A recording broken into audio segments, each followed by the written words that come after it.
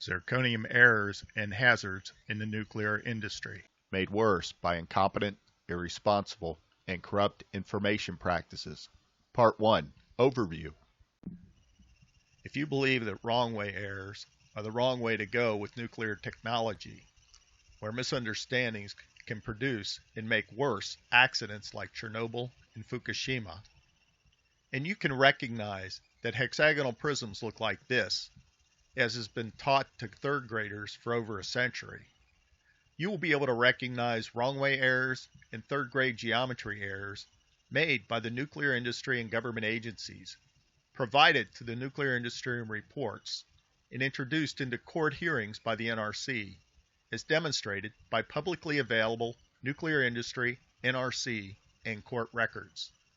And see the links between these errors, misunderstandings of fundamental properties of zirconium alloys, and unexpected failures of NRC-approved components, which have been described by industry as primary safety barriers in commercial operating nuclear reactors, and are key components that determine whether or not reactor control rod systems and other safety-critical reactor components will operate as required to control and, when necessary, shut down reactors during normal operations and during emergencies. NRC and industry documents also appear to indicate that some of these types of errors may have influenced nuclear designs and nuclear accident modeling programs that will be relied on by accident responders to guide their actions and to make fast decisions about if and how evacuations of communities surrounding nuclear plants are to proceed during accidents. Reviews of the following presentation's documents in their full context are encouraged. Please note that NRC and industry records in the following presentation may contain terms that are unfamiliar to the average viewer and which are not explained or discussed in detail here. Understanding all the terms in these records and all aspects of zirconium metallurgy and nuclear technology is not necessary to recognize the serious nature of the problems described. In the interest of clarity, the focus is on straightforward statements in the records showing problems and misconduct documented in NRC and industry records that are available on the internet. Please don't get hung up if every technical detail is not perfectly clear at this point. Sources and references are listed at the end of the presentation for those who want the details and more information on these problems. Misunderstood properties of zirconium, a metal whose alloys are used in many safety-critical reactor components, have led to failures in nuclear reactors and unexpected explosions and radiation releases during nuclear accidents.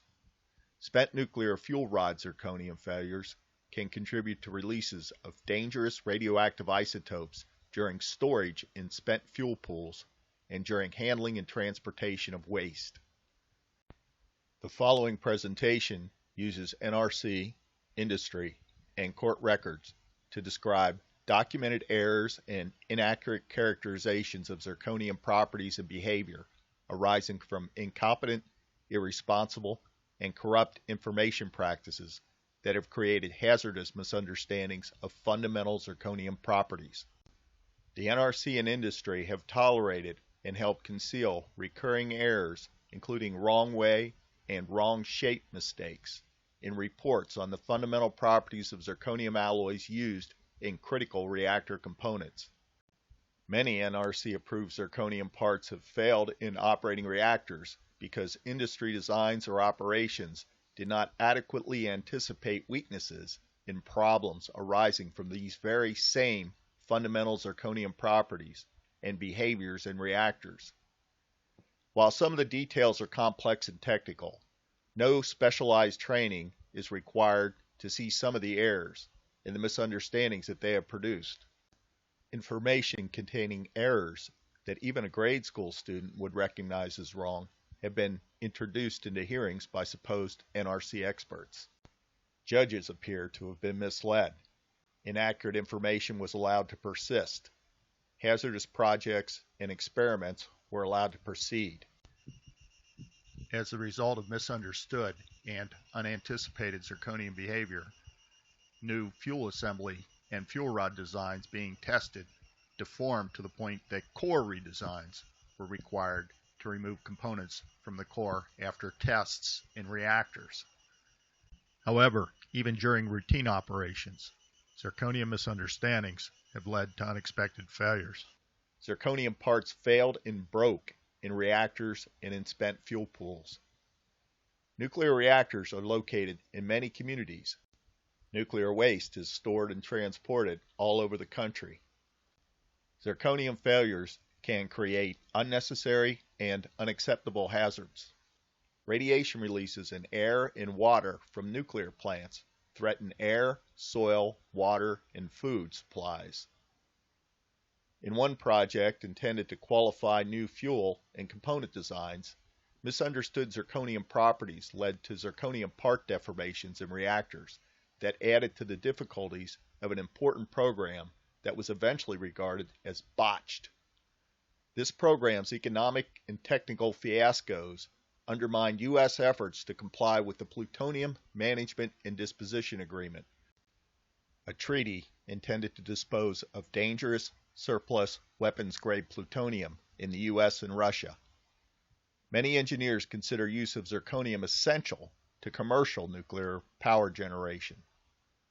While zirconium alloy properties make them the best currently available materials for certain reactor parts, the history of its use in reactors indicates that even at its best, zirconium does not work well enough to ensure safety. Some designs could not reliably withstand demanding conditions of operating reactors, waste handling, and accidents. Some weaknesses were recognized only after unexpected failures and radiation releases in operating reactors.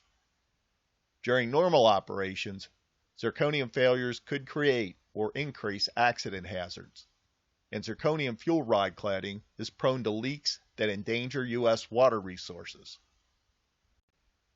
At higher accident temperatures, like those produced at Fukushima, zirconium reactions with coolant water creates hydrogen that, when mixed with air, can explode and power the release and spread of radiation.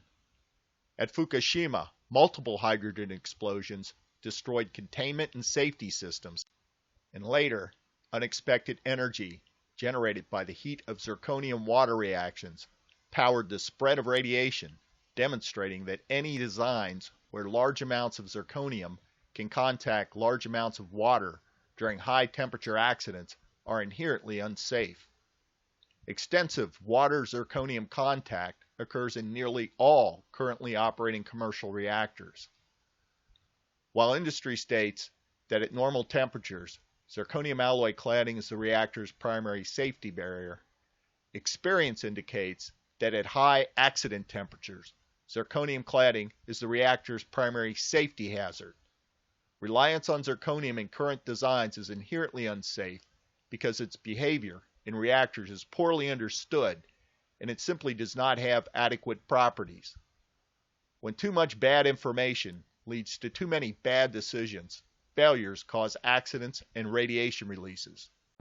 To make matters worse, the NRC and industry have engaged in deceitful information practices that conceal known zirconium shortcomings and errors, thereby institutionalizing ignorance in the nuclear industry and thwarting technical advancements.